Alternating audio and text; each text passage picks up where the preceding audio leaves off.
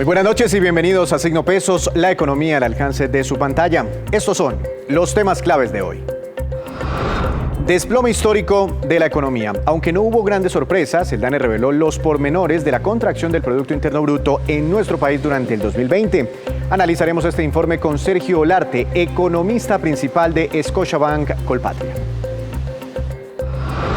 La nueva apuesta de Elon Musk. Starlink se llama el servicio de Internet vía satélite que ya está ofreciendo el hombre más rico del mundo. Pero, ¿cuándo llegará a Colombia? Espere detalles en La Movida Empresarial. Convocatoria para cursos virtuales. El SENA abrió inscripciones para más de 50.000 colombianos que deseen capacitarse a través de Internet. En minutos, la directora de formación profesional del SENA nos contará de cuáles cursos se trata y quiénes podrán acceder a esta capacitación.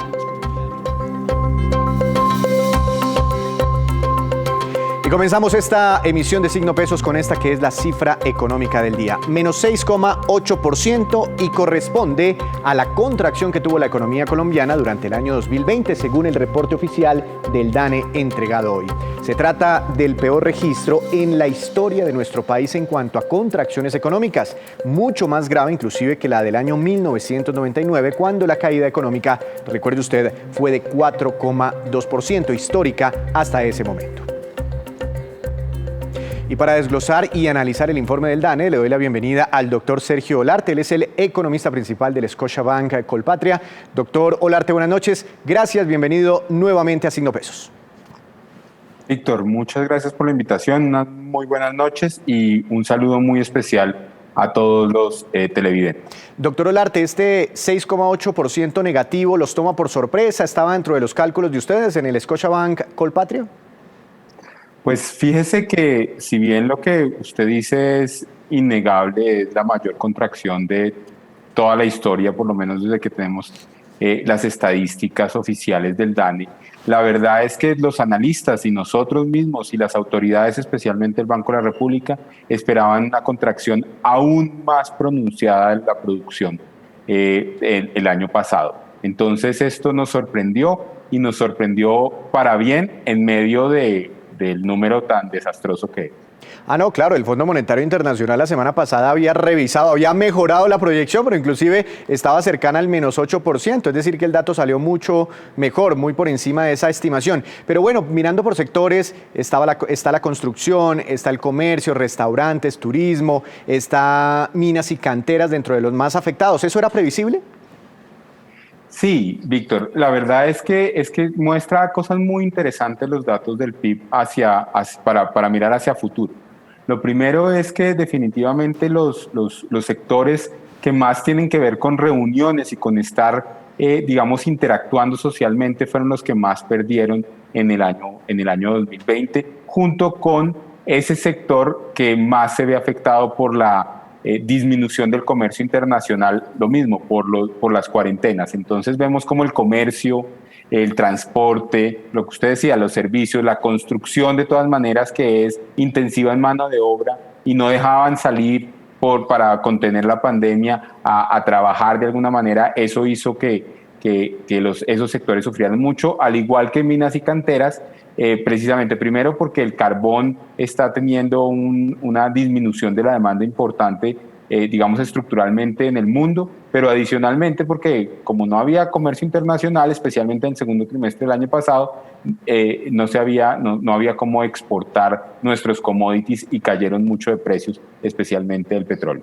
Me llama mucho el tema de la construcción, doctor Olarte, porque aquí el año pasado registrábamos, y bueno, el mismo gobierno con bombos y platillos que hacia finales del año pasado las ventas de viviendas eran históricas. Entonces uno no entiende por qué si las ventas de viviendas son históricas, son las más altas de todos los tiempos, el PIB de la construcción tuvo esa fuerte contracción.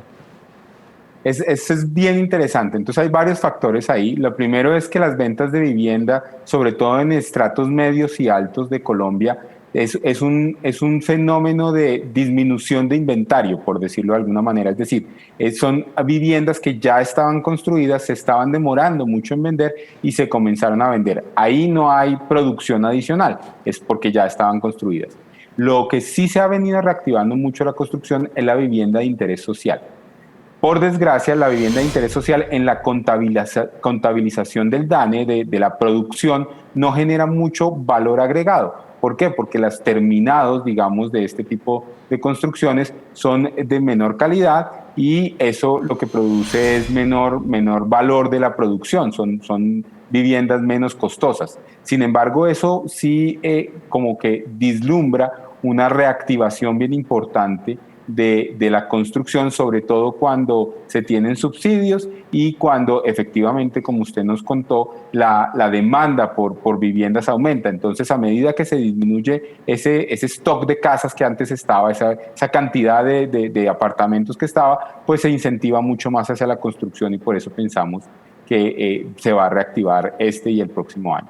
A la manufactura, otro sector muy importante para la economía, ¿cómo le fue? Porque pues en abril y en mayo por la contracción, pues por los confinamientos, pues la caída fue tremenda, ¿no? Histórica, pero ya hacia el final de año, noviembre, diciembre, en el último trimestre, ¿cómo le fue a este sector?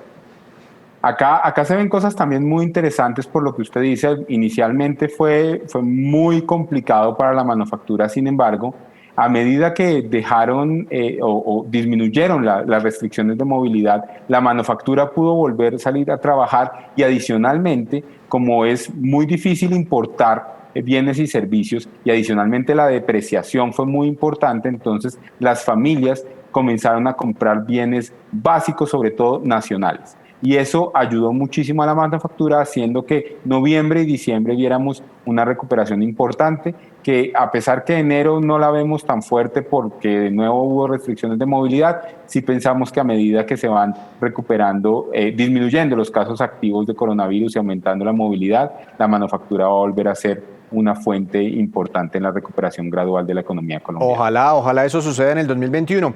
Mirando la balanza comercial, las exportaciones y las importaciones, ¿cómo le fue a Colombia? ¿Esto qué tanto le restó impulso o bueno, qué tanto le aportó a la contracción histórica de la economía del año pasado? En términos generales, Colombia siempre tiene un déficit, un desfase entre lo que exportamos y lo que importamos. Nosotros importamos muchísimo más de lo que exportamos. Sin embargo, el año pasado, como tuvimos una recesión tan pronunciada, pues también la demanda de importaciones cayó. Así como las exportaciones, por lo que hablábamos más temprano acerca de los precios del petróleo y del carbón.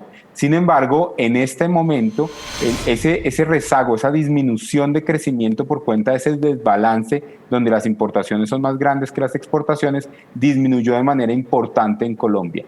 Y las importaciones del PIB, digamos, decrecieron muchísimo más que las exportaciones en cantidades, haciendo que esa disminución del PIB normal que tenemos por cuenta de ese desbalance de la balanza comercial, de déficit en cuenta corriente y de lo que hablamos en varias oportunidades, se disminuyera y ayudara de alguna manera al PIB. De todas maneras, hacia 2021, cuando nos comencemos a recuperar, pues toca volver a importar más, entonces seguramente otra vez ese déficit va a aumentar este año. Hay varios componentes del Producto Interno Bruto, hay unos componentes de demanda, ¿no? Ya hemos hablado de eso, ¿no? La demanda, mucha contracción, los hogares muy golpeados y por eso comprando menos cosas, pero también hay otro indicador que es relevante, que es el gasto del gobierno nacional. ¿Cómo se desempeñó el gobierno en un momento de tanta crisis? ¿Le faltó gastar más? ¿Cómo se comportó este indicador? Mire, yo creo que definitivamente le faltó gastar un poquito más. El presupuesto general de la Nación, nos contaron hace una semana, un par de semanas, que se ejecutó un poco menos del 92% y quedaron 18 billones de pesos por ejecutar. Por ahí se hubiera podido ejecutar más, lo que pasa es que hay cuellos de botella. Pero la buena noticia es que hacia finales del año, el PIB que nos publicaron dice que el gasto del gobierno se recuperó hacia el cuarto trimestre del año, haciendo que se acelerara de alguna manera este gasto que llamamos contracíclico, es decir, que en tiempos malos el gobierno es el que tiene que gastar para darle impulso a la economía y en tiempos buenos el gobierno debe ahorrar. Bueno, en el cuarto trimestre del año especialmente, la economía colombiana tuvo un impulso adicional por el gasto público, lo cual es bueno. Genera más endeudamiento, pero es bueno. hacia 2021 esperamos que esto continúe de esta manera. Y creo que esos 18 billones que no se gastaron pasan al presupuesto de este año. Doctor Olarte, la formación bruta de capital, lo que llaman ustedes la inversión, ¿eso qué tanto se contrajo? Fue la que más se contrajo. De todas maneras, lo que sucede es que al no poder importar cosas ni salir a trabajar, la verdad es que las obras civiles, por ejemplo, la construcción de edificaciones, como decíamos antes, la importación de maquinaria disminuyó muchísimo, disminuyó más de 21% el año pasado. Eso fue lo que más generó problemas con respecto al PIB, porque de todas maneras el consumo de los hogares, hay una parte del consumo que es vegetativa, tenemos que comer, mientras que las inversiones sí se paralizaron totalmente en el segundo y parcialmente en el tercer trimestre. Entonces ellas sufrieron muchísimo. De nuevo, a medida que se reactiva la economía, uno pensaría que estas inversiones, especialmente en obras civiles, debería comenzar a reactivarse de manera importante. Pensando en este año, doctor Olarte, y bueno, ya las cifras quedan ahí para tremendo, ojalá, no sé si se pueda borrar de la mente este 6,8% negativo, pero bueno, ahí quedan los datos estadísticos, pero pensando en el futuro de Colombia, llega la vacuna hoy a nuestro país, ¿qué tanto dependerá la reactivación? Ustedes han visto nuestro proceso de vacunación muy incierto, muy lento frente a otros países. Pues tenemos, digamos, sentimientos encontrados ahí. Lo primero es que creo que tenemos que reactivar la economía conviviendo con el coronavirus, porque el proceso de vacunación en todo el mundo va más lento de lo que esperábamos, excepto un país por ahí, pero en términos generales hay muchos cuellos de botella y además mucha gente no se quiere vacunar. Eso hace que lo que tengamos es que aprender a vivir con el coronavirus. Por ejemplo, que estemos por debajo de 42,000 casos activos nos dice que estamos aprendiendo a cuidarnos nosotros mismos. Eso está bien, pero a medida que avance la vacunación, eso va a ayudar a la reactivación económica. Sin embargo, creo yo que hasta tercer trimestre o cuarto trimestre de este año podemos decir que ese efecto realmente está ayudando a la consolidación de la reactivación económica. Mientras tanto, pienso yo que primero no nos vamos a olvidar de esta recesión, creo que tenemos que no olvidarnos y aprender de ella en términos de la resiliencia de la economía colombiana y de todo lo nuevo que está saliendo de esto, y adicionalmente tenemos que vivir con el coronavirus por lo menos este año o un poco más. Pues que así sea, doctor Olarte, por el bien de la economía también, por el bien de tantas familias. Que tenga usted una feliz noche y muchas gracias por estar aquí nuevamente en Signo Pesos. Víctor, muchas gracias por la invitación. Un saludo muy especial. Con este análisis sobre el Producto Interno Bruto hacemos nuestra primera pausa, pero cuando regresemos, espere. Las agencias de viaje ya se están preparando para su encuentro anual, que este año volverá a ser presencial. Ya regresamos.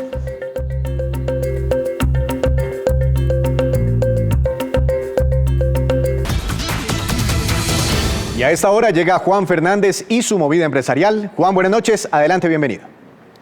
Víctor, buenas noches. Hoy voy a hablarle de tecnología y del negocio de Elon Musk, el fundador del fabricante de vehículos Tesla y varias compañías más que lo han hecho una de las personas más ricas del mundo. Lo ha hecho con innovación y en esa línea pues van todos los servicios que se desprenden de su compañía SpaceX, su empresa de fabricación y servicios aeroespaciales, entre ellos Starlink, que es una especie de constelación de satélites que brindarán servicios de internet con cobertura mundial. Y con Starlink la novedad está en que ese registro se va a empezar a hacer en Colombia de la compañía, de la marca, con esa meta de ofrecer los servicios en el país y en otros de América Latina, todo en ese plan de expansión internacional que ha revelado el canal de televisión estadounidense CNBC. Juan, pero ¿cómo funciona ese modelo de negocio de Starlink?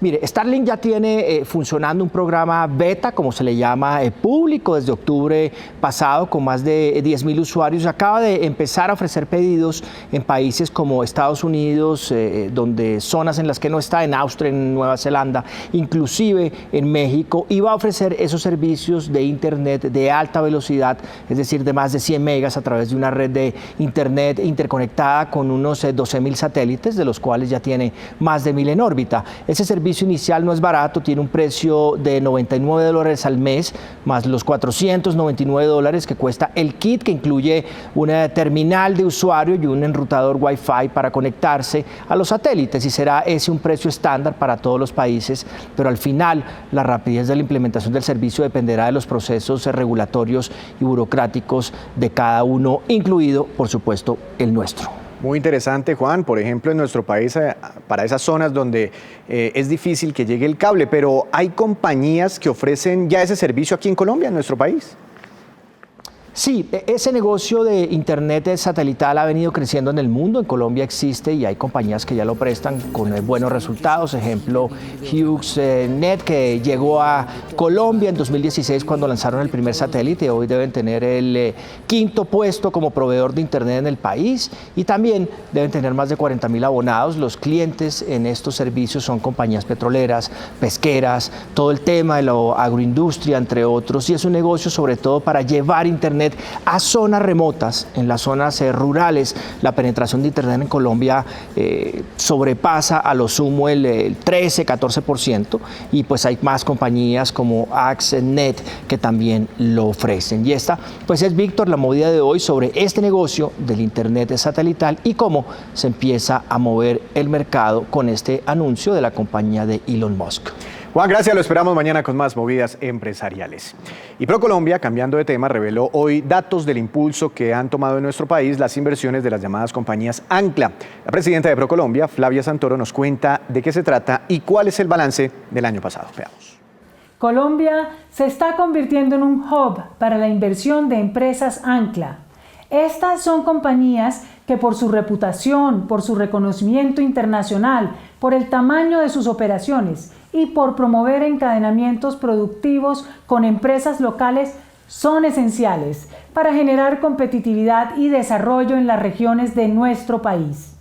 En el 2020 teníamos como meta la inversión de 10 anclas y logramos 30, con inversiones de alrededor de $3.918 millones, que pueden generar más de 13.000 nuevos empleos en sectores como agroindustria, software, TI, energías renovables, telecomunicaciones, infraestructura, BPO y turismo.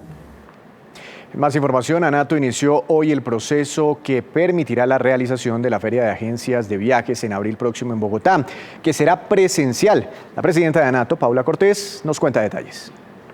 Tenemos una invitación muy especial el día de hoy, y es la apertura de la inscripción a la vitrina turística número 40 de la Asociación Colombiana de Agencias de Viajes, ANATO, que se celebrará del 28 al 30 de abril en Corferias, en la ciudad de Bogotá. Damos apertura pues a todas las agencias de viajes, operadores, aerolíneas, hoteles, todos los de la cadena del sector turístico, para que nos acompañen en esta nueva versión, que será el punto de reactivación del sector turístico, no solamente en Colombia, sino a nivel internacional. Agradecemos, por supuesto, el apoyo del Gobierno Nacional, de Fontur, de ProColombia, y a Bogotá y Cundinamarca, que serán los destinos nacionales invitados de honor. Desde ya, pues, estamos listos para trabajar en esta versión importante de la vitrina turística que reactivará todas las zonas del país. Hacemos otra breve pausa, pero ya les contaremos cómo va el mercado de la venta de cigarrillos y de los vapeadores que están en auge. Ya regresamos.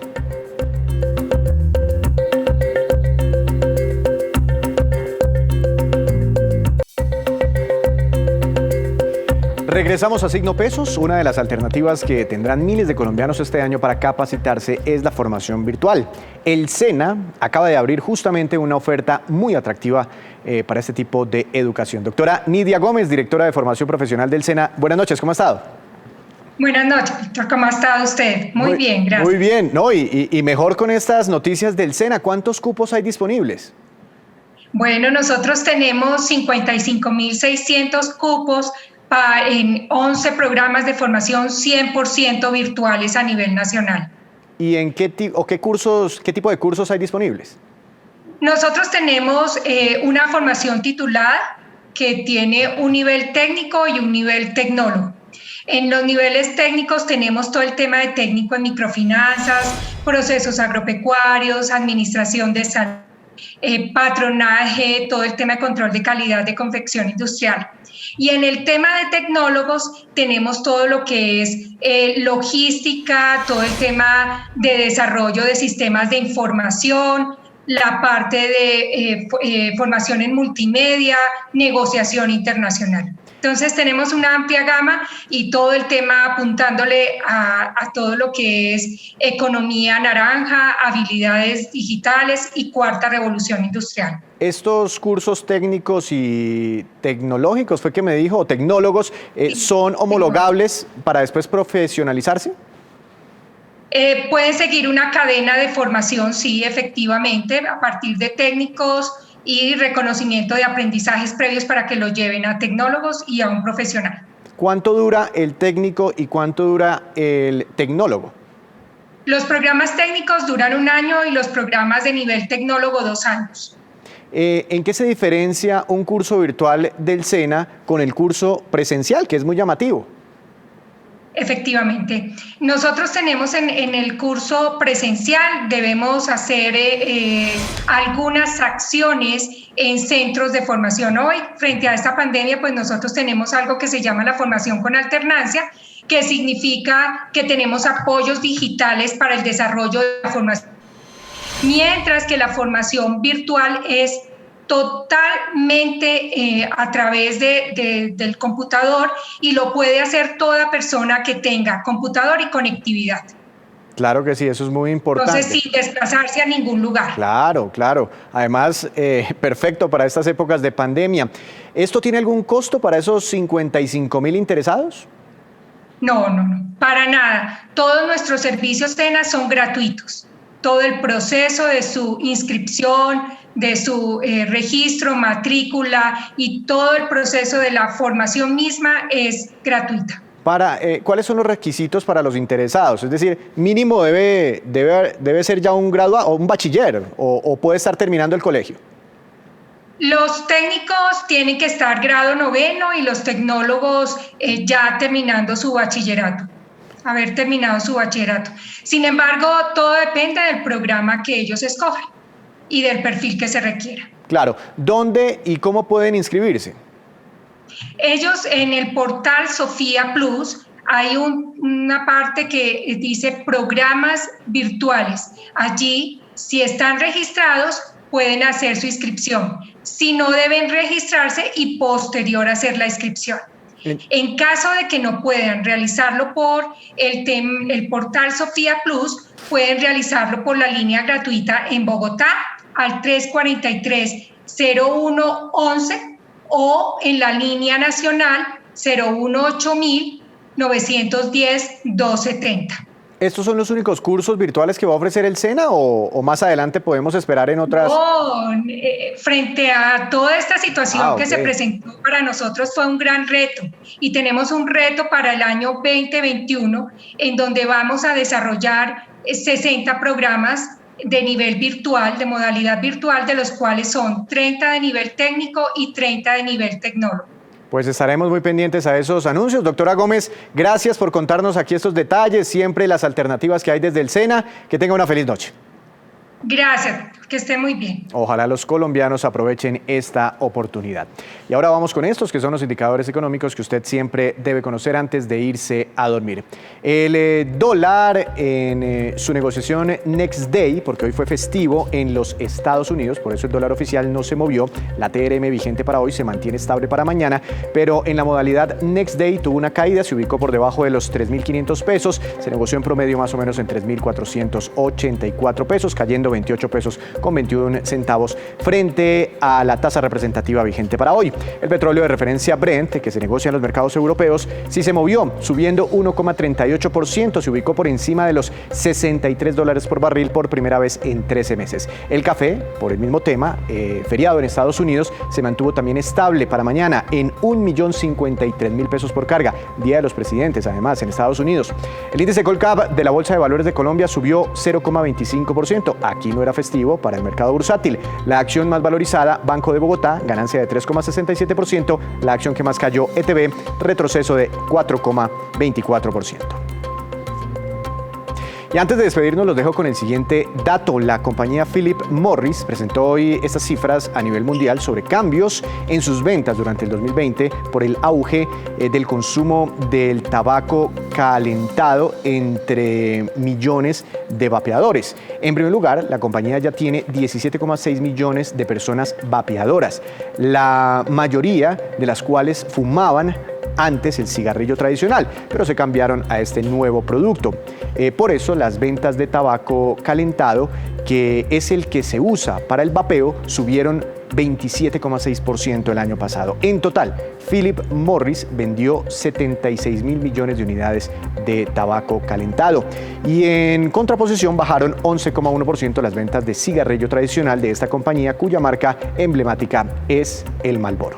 Así terminamos por hoy, pero los esperamos mañana con una nueva emisión y con toda la información económica que usted necesita saber. Recuerde, esto es Signo Pesos, la economía al alcance de su pantalla. Que tenga una feliz noche.